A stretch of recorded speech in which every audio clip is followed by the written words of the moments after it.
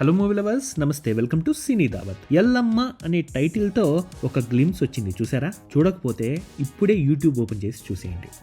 Matter ఏంటంటే, బలగం అనే సినిమాతో తెలంగాణ పల్లె ఆత్మను చూపించిన వేణు, అదే అండి మన దర్శకుడు వేణు, కమీడియన్ వేణు, ఈ ఎల్లమ్మ గ్లిమ్స్తో దాన్ని మరో స్థాయికి తీసుకెళ్లబోతున్నట్లు స్పష్టంగా తెలుస్తోంది.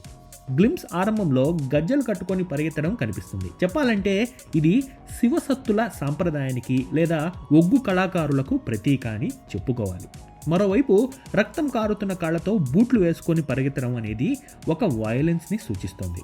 బహుశా కథానాయకుడు లేదా ఆ ఊరి జనం తమ సాంప్రదాయాన్ని కాపాడుకునేదానికి చేసే పోరాటమై కూడా ఉండొచ్చు. లేదా ఒక కళాకారుడి జీవితంలో జరిగిన అనుకోని సంఘటన వల్ల అతను పరిగెత్తాల్సి వచ్చింది అని కూడా చెప్పుకోవచ్చు. చెప్పాలంటే ఇందులో హీరో మన డిఎస్పి దేవిశ్రీ ప్రసాద్, ఒక జానపద కళాకారుడు, అంటే ఒగ్గు కథ చెప్పేవాడు లేదా శివసత్తు. అతను ఒక వెనుకబడిన కులానికి చెందిన వ్యక్తి అయి కూడా ఉండొచ్చు. ఇక ఎల్లమ్మ తల్లిని కొలవడంలో, కథలు చెప్పడంలో అతనికి సాటి ఎవరూ ఉండరు.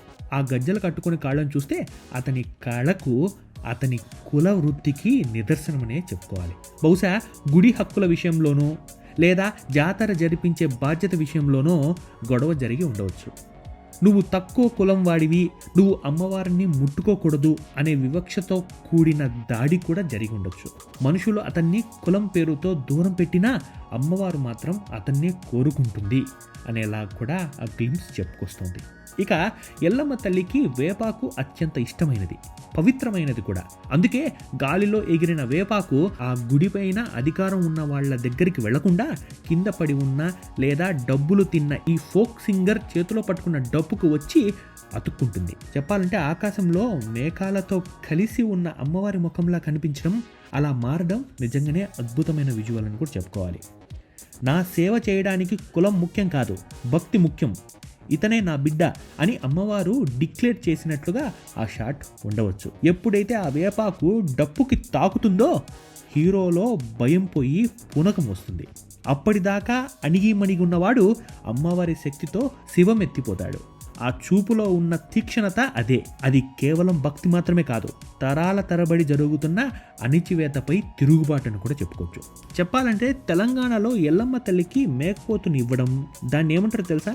జడత ఇవ్వడం అని కూడా అంటారు. అంటే శరీరం జలక్ ఇస్తూ వణకడం. చెప్పాలంటే ఇది అమ్మవారు ఆవహించింది అనడానికి లేదా బలిని స్వీకరించింది అనడానికి నిదర్శనంగా భావిస్తారు. ప్రకృతిలో అమ్మవారు ఉన్నారు అనే కాన్సెప్ట్ ఇది. మనిషికి కష్టం వచ్చినప్పుడు ఆ ప్రకృతి అంటే అమ్మవారు ఎలా అండగా నిలిచింది అనేది పాయింట్ కావచ్చు.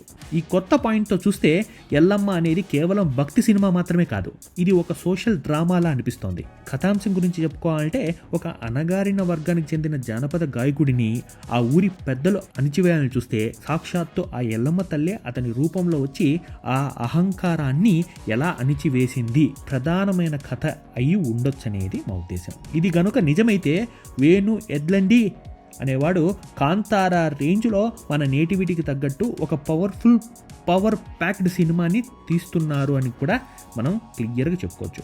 డిఎస్పి లాంటి మ్యూజిక్ డైరెక్టర్ ఇలాంటి ఫోక్ సింగర్ పాత్రలో ఉంటే ఆ పాటలు, ఆ ఎమోషన్స్ సినిమాని మరో స్థాయిలో నిలబెడుతుందని మాత్రం ఖచ్చితంగా చెప్పుకోవచ్చు. చూద్దామండి, మన ఎల్లమ్మ, ఆ ఎల్లమ్మ తల్లి ఆశీస్సులతో ఈ సినిమా బ్లాక్ బస్టర్ హిట్ కావాలని మనస్ఫూర్తిగా కోరుకుందాం. అందులో డిఎస్పి గారికి కూడా ఇది మొదటి సినిమా కాబట్టి ఆయన హీరోగా లాంచ్ అవుతున్నారు.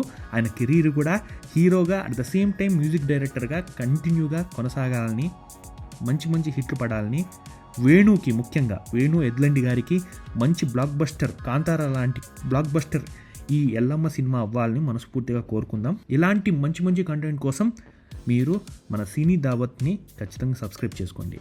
Thank you very much.